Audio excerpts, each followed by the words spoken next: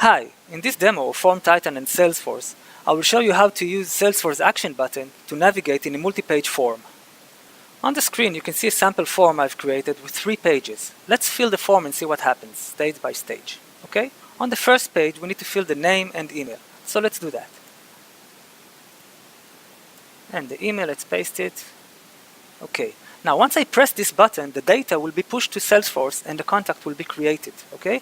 Only with the full name and the email. Let's do that and see. Let's create, and will also be switched, of course, to the second page automatically as part of the first push. Okay, let's now go to Salesforce and see that new contact. We can see the new contact. We only have the name and the email, as you see.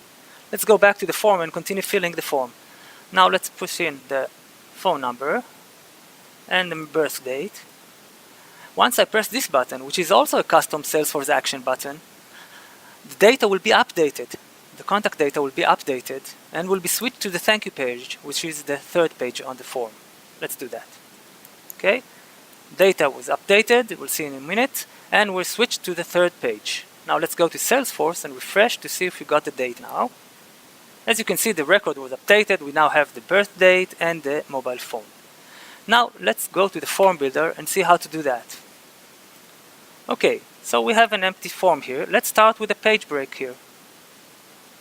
Okay, now we do not want to see the page break, and we do not want to allow the user to navigate in the form at all.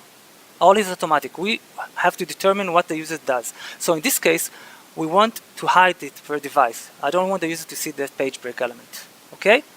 Now let's start bringing some new pages. Okay, currently we have 1 page. I'll add an additional one and an additional one. Okay, 3 pages now. Let's go to the first page now and start populating it with the name and email. Name, email, and a hidden also.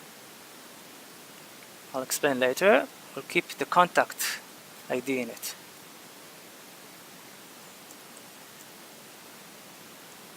Okay, this is the contact ID. Now, let's create a custom push for this button. Then we'll push a button here in a second. Okay. Start from scratch, create the push for the contact object. Okay, using a custom button, and we want to create the contact. Okay, let's just map the first fields.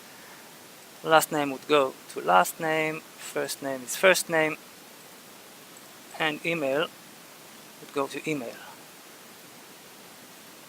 Okay, this is the first thing.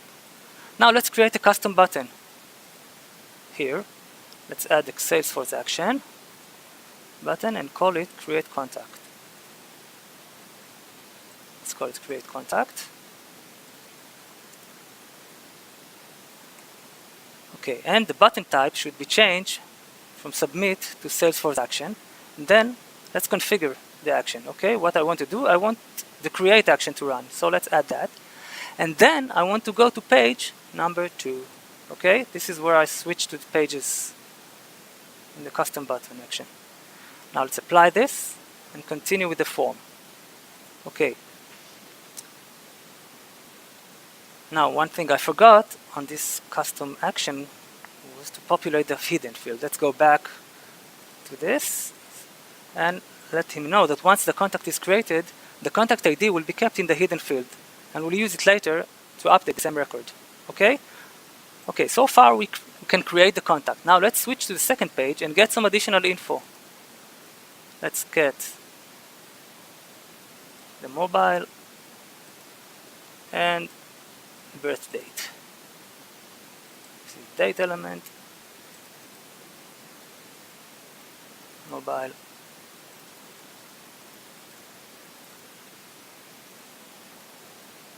okay. Now let's create an additional custom button here. Salesforce Action button actually. Let's call it Update and Finish.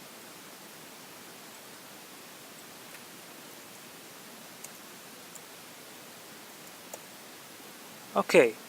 Now we need to configure the custom push again to update. Okay, so we already have the create, but we need to add the update. So let's select the contact object again. using custom button. The action would be update. Okay, the condition would be where the record ID equals the contact ID, okay, the hidden field. Now let's equals, of course. Now let's map the fields. We need the birth date and mobile.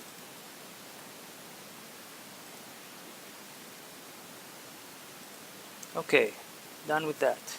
Okay, so now this action will update the same record that was created priorly.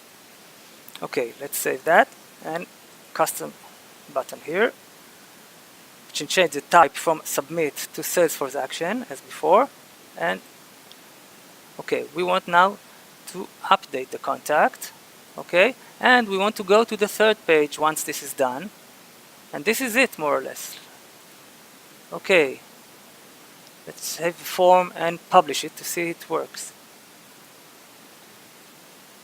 Publish. Let's delete our contact first so we can create it again. Okay, not this one, this is the previous one. Okay, so first run done A, B, C. Okay, now let's create the contact and see.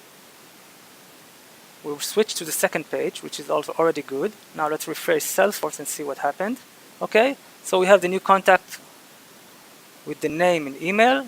Mobile is empty and birthday is still empty. But let's continue, put the mobile in. And the birth date. Okay, and once I press finish and update and finish, we'll switch to the third page. We need to put a thank you message there. And if I look at Salesforce, you can see the data was updated for the same contact. Now we have the birth date and the mobile. Okay? So this is how easy it is to use the Salesforce Action button to navigate in multi-page forms. Thank you very much.